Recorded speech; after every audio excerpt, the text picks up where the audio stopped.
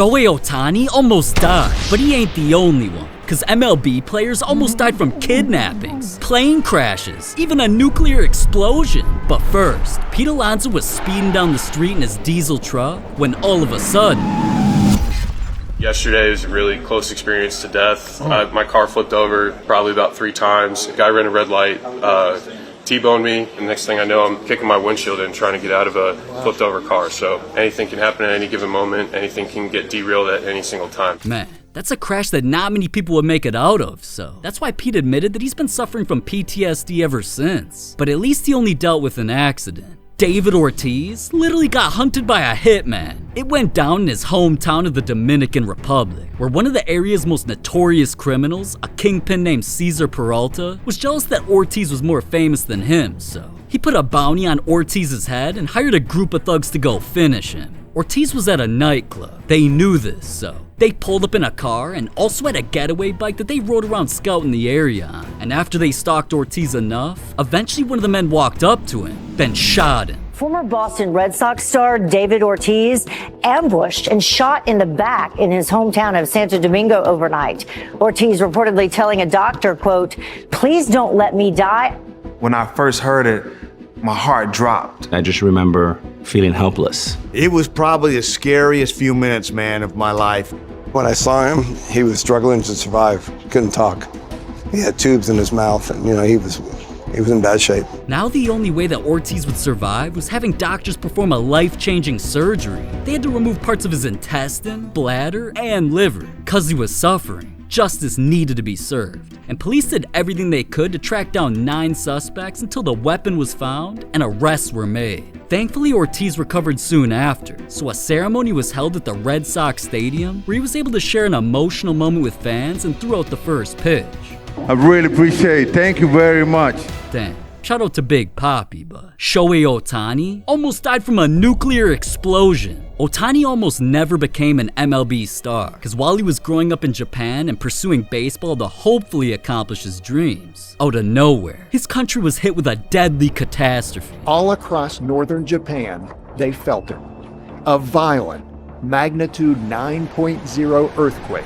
It was centered about 80 miles offshore, and tsunami warnings went up immediately.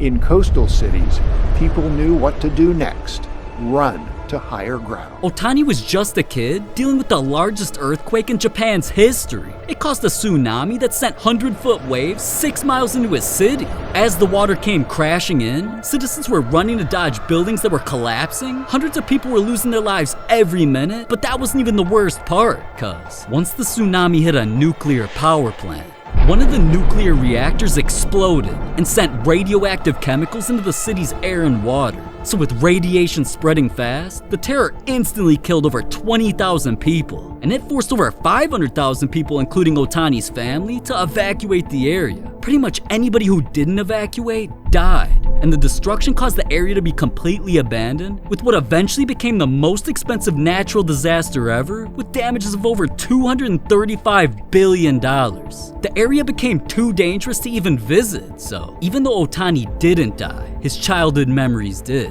And that's why when the 10-year anniversary of the tragedy came up, he got emotional just talking about it. No matter how many years pass, feelings do not change. It might have been a milestone year since the 10th anniversary, but I was in high school when that earthquake occurred, so I will never forget. My hometown, Iwate, and the vicinities, those people who were watching me closely, I think they will be very happy to see me succeed. And I'm very encouraged by them. And if they see me play and are encouraged, that makes me very happy. And if there are more of such people, I'm even more motivated to play and to do my best. But alright, Ohtani's near-death situation wasn't nearly as bad as Freddie Freeman's, because he believes his prayers to God were the only reason that deadly virus didn't kill him. I wake up at like 5 a.m. Thursday morning, and I'm like, wow, I don't feel great. I'm all achy. He calls his trainers, they set up an appointment for him at the hospital. He goes, does his COVID test. I got the call, Freddie, you're positive. I had to go to a different side of the house. Feels like you can cook something on my skin. I felt so hot, and so I gunned my forehead and it said 104.5, and I was like, oh, I've never been this sick before. I've never been this hot. You can have seizures if you're above 104. Every symptom, it felt like I was getting it. I was just worried about what would happen if I fell asleep. I just said a prayer. I got a young family. I got 2 more boys on the way. Please, just don't take me. I'm not ready. Freddie was worried because he was suffering from COVID, a virus that was taking over the world and already killed over 1 million people. And while that was happening, his temperature kept climbing, so it eventually reached numbers that made him vulnerable to seizures, and his body was just 3 degrees away from giving him permanent brain damage, or worse, death. Freddie was suffering for weeks, questioning his entire future, and wondered if he'd ever even play baseball again. But there was nothing he could do about it other than lay in bed, pray, and hope for a miracle. Until eventually, his symptoms slowly started fading away. Once Freddie recovered, he knew he couldn't take his life for granted anymore. In his eyes, this was all God's plan. So when he returned to baseball, he gave it his everything to become the best player he could be, and that very same season, he won his first MVP. Now that's crazy, but not as crazy as an MLB player who got attacked by a wild animal. Chad Rogers is definitely irrelevant. While he was playing in the minor leagues, he got a call he'd always dreamed of.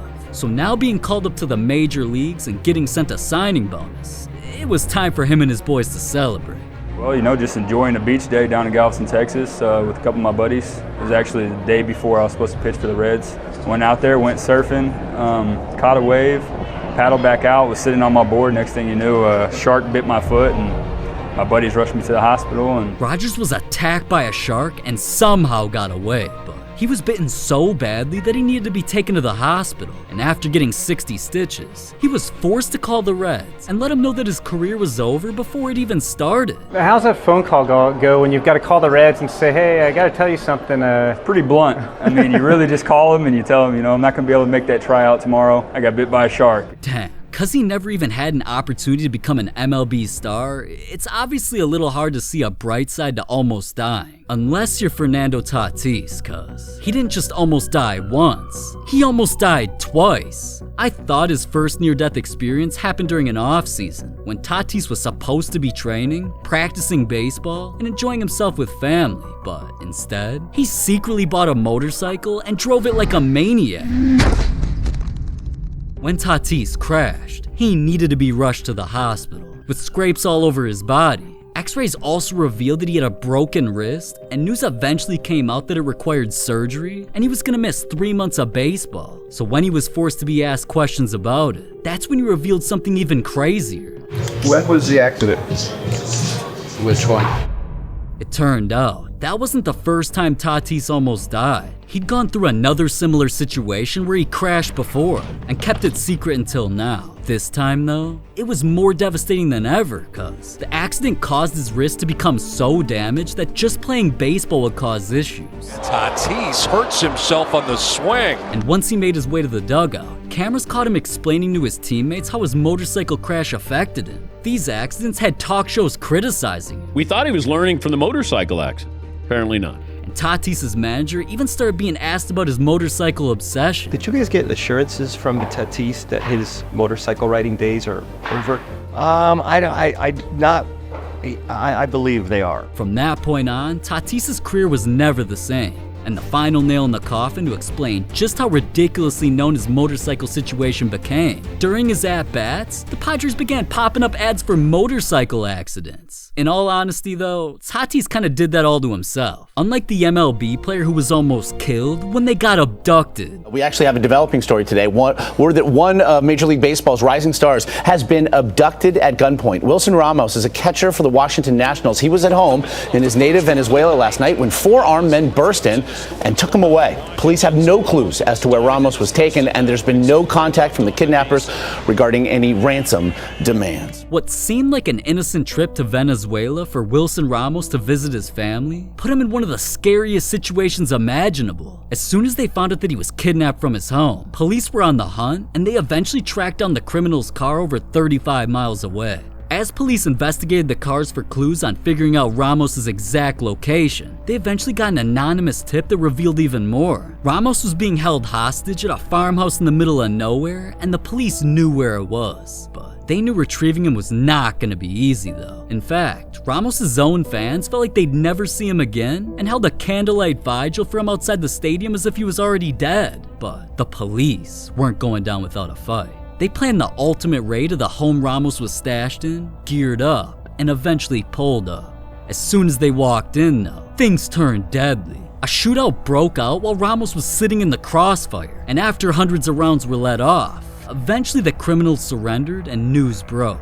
And we're learning new details about the dramatic rescue of Washington Nationals catcher Wilson Ramos. He was freed from kidnappers Saturday following a 2-day hostage ordeal. Wilson Ramos thought he'd never hug his family again, frightened he wouldn't survive the kidnapping ordeal. And 6 of as many as 10 kidnappers were arrested. I'm very happy with my mom. You know, I'm safe now. That was a hard time for me. Man, Ramos really went through all that just because he wanted to visit his family. And I'm not gonna say him almost dying or any of the players in this video almost dying were lucky, but sometimes players like Roy Halladay don't almost die, they actually die. Roy's situation is something nobody could have predicted, because at the time, he was happier than he'd ever been. After retiring from baseball, he was excited to pursue his other lifelong dream of not only becoming a pilot, but buying his first plane. My dad's a corporate pilot. I grew up around airplanes and always wanted to get my license, but it didn't happen. I ended up playing baseball, so it wasn't one of the things I was allowed to do. I just couldn't be a licensed pilot on my own.